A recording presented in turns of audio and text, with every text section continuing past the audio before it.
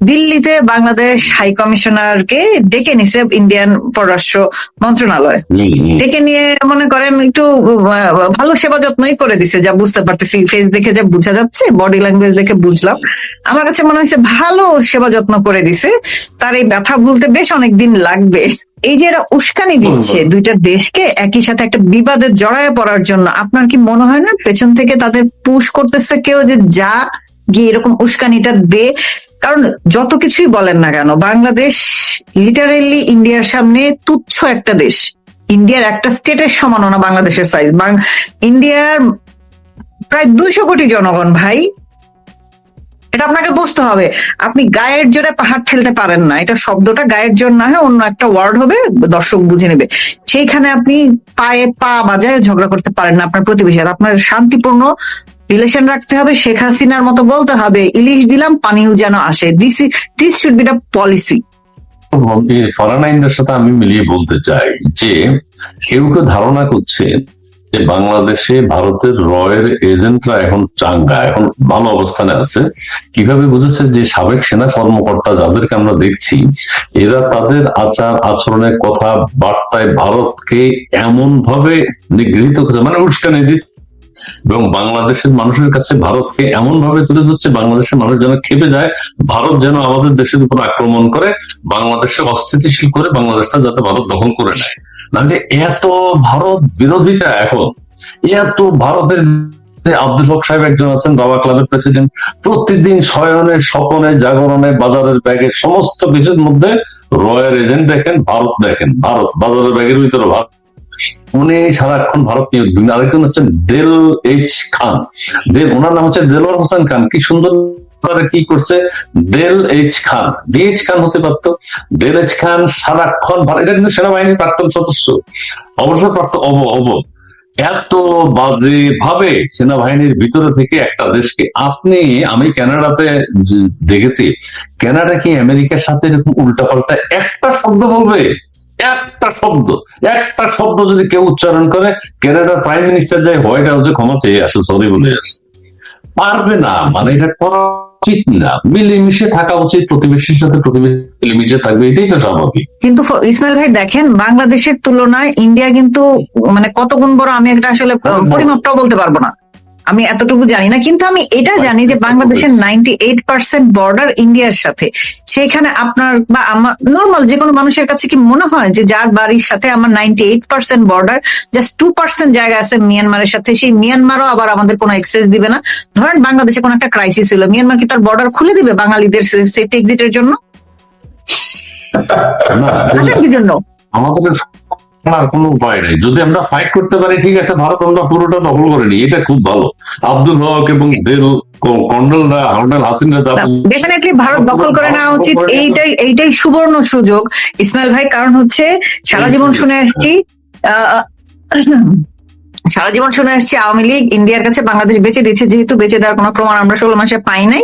আমার মনে হয় এইবার সেটা কাগজে কলমে, হাতে কলমে, প্র্যাকটিক্যালি দেখায় দেওয়ার চান্স আসছে। আমাদের নুনুসের নেতৃত্বে আমরাও পারি। গ্রামীণ ব্যাংক আমাদের পাশে আছে, আমরা গ্রামীণ ব্যাংক থেকে কিস্তি তুলে সৈনিক ভাড়া করে ইন্ডিয়া দখল করে নেব। এরপর ইন্ডিয়া আমাদের ভিসা দিল কি দিল না আমাদের দেখার টাইম নাই। আমরা বিনা ভিসায়, বিনা পাসপোর্টে, কারণ তখন তো পুরাটাই বাংলাদেশ হয়ে যাবে ভাই, আমরা ইন্ডিয়া ঘুরতে যাবো আরামসে, বুঝতে পারছেন? পুরাটা আমরা ঘুরতে পারবো। তোমাকেই খুঁজছে বাংলাদেশ, ঠিক আছে? আমরা যদি ফরিদ ভাই, আপনার কাছে এখন প্রশ্ন হচ্ছে, ইন্ডিয়া যেটা বললো, দর্শকও যেটা বলছে, আমরা যদি এই মুহূর্তে পুরো ইন্ডিয়াটা দখল করে নিতে পারি, তাহলে ইন্ডিয়া যে আজবাদে চিকিৎসার জন্য যাই, সেটাও আমরা এমনি যেতে পারবো। ট্রাভেল পাস টাস কিছু লাগবে না, ভিসা লাগবে না, পাসপোর্ট লাগবে না। ইন্ডিয়ার সাথে আমাদের ইন্ডিয়াতে আমাদের যত স্বার্থ আমরা ওখানে তাজমহল দেখতে যেতে পারবো ফ্রি। কাজেই ভারতটা কি এই মুহূর্তে দখল নেওয়া উচিত কিনা, আমরা যেভাবে এগোচ্ছি, একটু প্লিজ। শোনেন, চাল ডাল আমাদের ওখান থেকে আনতে হবে কেন? আমরা ভারতের চালেই, আমাদের ভারতের চাল বাংলাদেশের চাল এক হয়ে যাবে, সবকিছু, কোনো বর্ডার থাকবে না, নো বর্ডার। বুদ্ধিটা একেবারে খারাপ দেন নাই, বুদ্ধিটা খারাপ দেন নাই। যে ওই আকাশ থেকে কখন বৃষ্টি আসবো না আসবো, তার চেয়ে চলো বরং আকাশটাই দখল করে নেই, বিষয়টা অনেকটা এরকম। এটা ভালো বুদ্ধি, কারণ হচ্ছে আপনার কল্পনা চিন্তা করেন না, কাল্পনিক ভাবে বলেন না, আমরা কতটা সুযোগ সুবিধা পুরো ইন্ডিয়াতে যদি আমাদের হয়ে যায়। না, ঠিকই বলছেন যে স্বপ্নে খামু তো পান্তা ভাত খামু গে, স্বপ্নে খামু তো মোটামুটি পায়েস পোলাও খামু, এটা স্বাভাবিক, ঠিক বলছেন।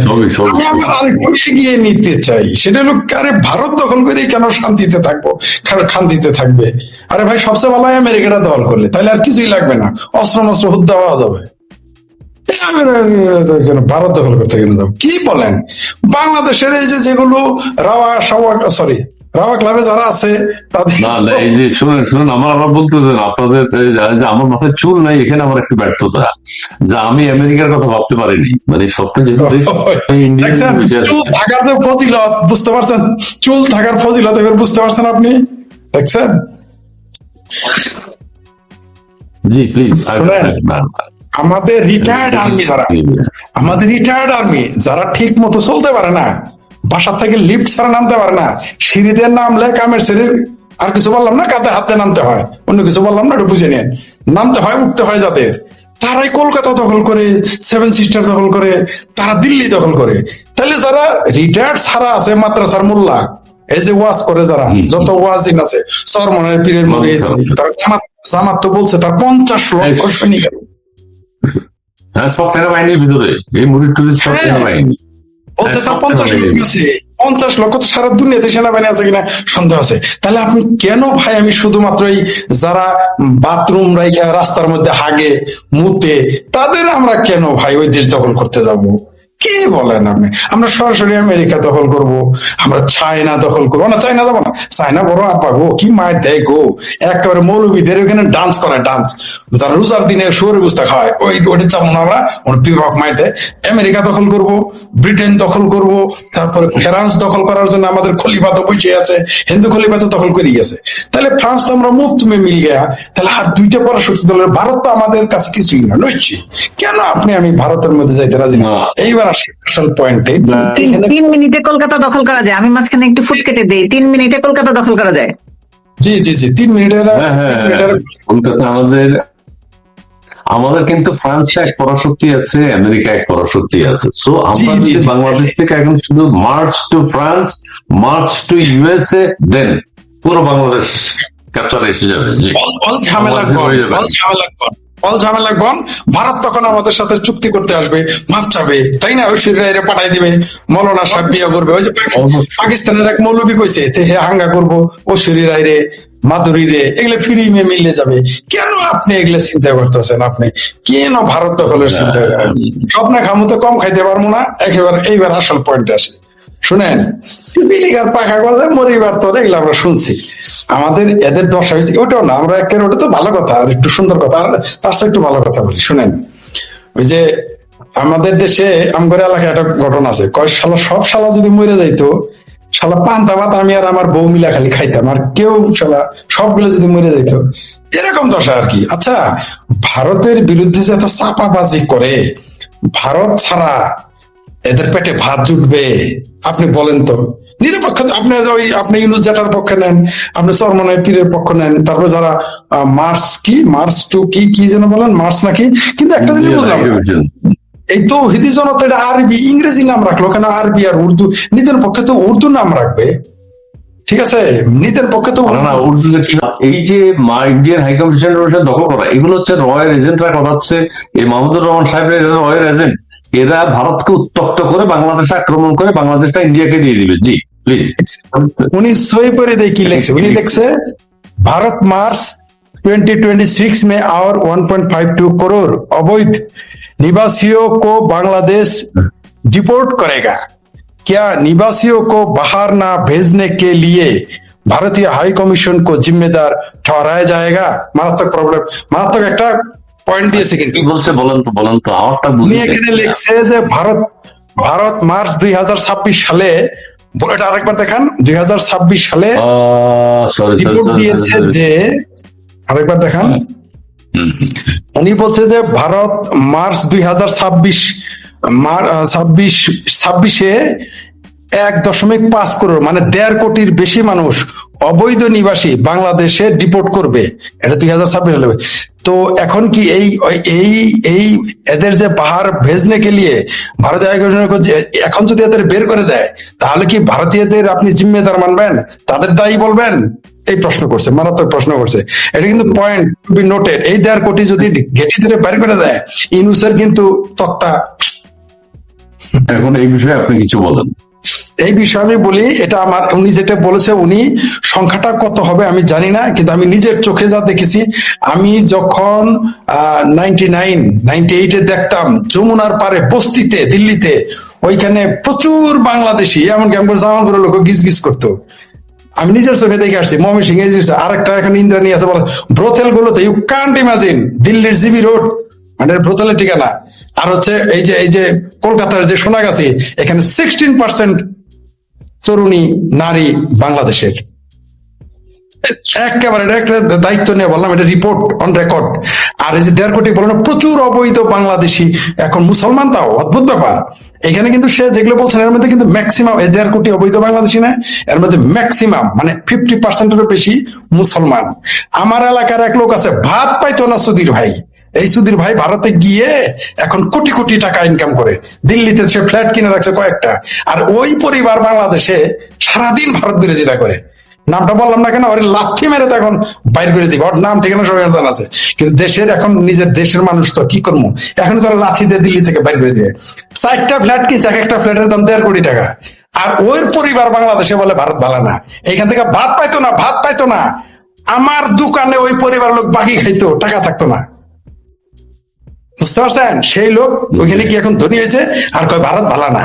আর একটা তথ্য দিই আপনাকে, এই দেশের বাঙ্গু মুমিনদের, আমি সরি অপ্রাসঙ্গিক আসতেছে, সবচেয়ে অদ্ভুত ব্যাপার, আমার ভারতের দালাল কে বলছে জানেন? যার মায়ের পেটের বোন, খালাতো বোন না, মায়ের পেটের বোন ভারতে বিয়ে দিছে, সে কয় আমি ভারতের দালাল। চিন্তা করে দেখেন ভাই, তার বাপ কয় আমি ভারতের দালাল, তার মাও কয় আমি ভারতের দালাল, তার গোষ্ঠী কয় আমি ভারতের দালাল, অথচ তার মায়ের পেটের বোন, একের খালাতো মামাতো চাচাতো গায়াতো বোন না, মায়ের পেটের বোন, নাম দাম বাপের নাম ছবি সহ চাইলে এখানে আমি দেখাইতে পারি। কিরে সুধীর ভাই, আমি ঠিক বলছি কিনা ক, দেখতেছে কিন্তু আমি জানি, ওই সুধীর ভাই আমার ওর গোষ্ঠীর লোক আমার দেখতেছে, আমি জানি, তাই বললাম। ভাই এই কমেন্টটা হোল্ড করেন। হ্যাঁ, ইন্ডিয়ান এম্বাসি আক্রমণের এক যোদ্ধা আজকে বলল ভারতের বাজেটের সিংহভাগ নাকি বাংলাদেশ থেকে যায়। এটা কে বলছে জানেন? নাম বলবো আমি কি বলবো? আমি কি বলবো আপনাদের? এই মহামান্য লোকটা কি জানেন? এই মহামান্য লোকটা হলো, এটা ছবি দেখালে কি হবে, মানে কি হবে না, ওর নাম এই যে প্রতিবন্ধী দেখতে মনে বলেছে। আমি একটা জিনিস, আমাদের একজন তার নাম দিছে গ্রাস কাপ। আচ্ছা, গ্রাস কাপের চেহারা ভালো, কি করেন আপনার? গ্রাস কাপ কি? আমি মাঝি আমি দেখি না কোনোদিন গ্রাস কাপ। এই জন্য বলছেন, ওরে বলেন যে আপনি, ওরে বলেন যে কি মাছ বলবো, ওরে বলেন কাহিলা মাছ বুঝেন, চুপকার মুখ লিখলে কাহিলা মাছ বলেন। শুনেন, এই ছেলে বলে ঢাকা বিশ্ব, আমি কে বলি কমেন্টস করলাম ওইখানে আপনার, যে এই ছেলেটা ঢাকা বিশ্ববিদ্যালয়ে পড়ে, এটা ঢাকা বিশ্ববিদ্যালয়ে, এটা তো আমার প্রাইমারি স্কুলের, আমার জামালপুর জেলার সরিষাবাড়ি উপজেলা প্রাইমারি পাস ছিল, তো এরকম স্টুপিডের মতো কথা বলবে না। ঢাকা বিশ্ববিদ্যালয়ে চান্স পেয়ে দেখেন, এত যে সমালোচনা করতেছেন। এক সেকেন্ড, আগে না নিজের খুব দুঃখ পাইতাম, হায় ঢাকা বিশ্ববিদ্যালয়ে পড়তে পারে না, মনে বড় বেদনা, ঠিক প্রথম প্রেমের মতো, প্রথম প্রেমে যেরকম ব্যর্থ হয়েছে এরকম বেদনা। কিন্তু এখন কি মনে হয় জানেন, এরকম কমি মাদ্রাসায় পড়ালেখা না করে ভালো করছি, আল্লাহ বাঁচাইছে। কেন এরকম গবেট হয়ে বলতাম, পুরো বাংলাদেশের সাথে তার 3% অর্থনীতির বাংলাদেশের সাথে, মানে ভারতের 100% ব্যবসা সারা পৃথিবীতে হয়, তার মাত্র 3% ব্যবসা করে বাংলাদেশের সাথে। আর এই ভাতিজা ভাবির পোলা মনে হয় অনেক কি পাশে, এত বোধহয় মাদ্রাসায় পড়ে নাই, এ বোধহয় পড়ালেখা করে নাই, না পড়ে ঢাকায় চান্স পেয়েছে। তার জন্য এই মূর্খের মতো এই কথাটা বলে। এর একটা কারণ আছে, যেই দেশের শিক্ষক যেরকম ছাত্র তো এরকম হবে।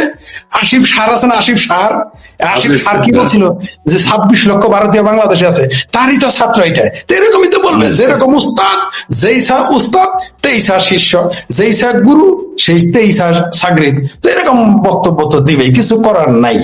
বুঝতে পারছেন?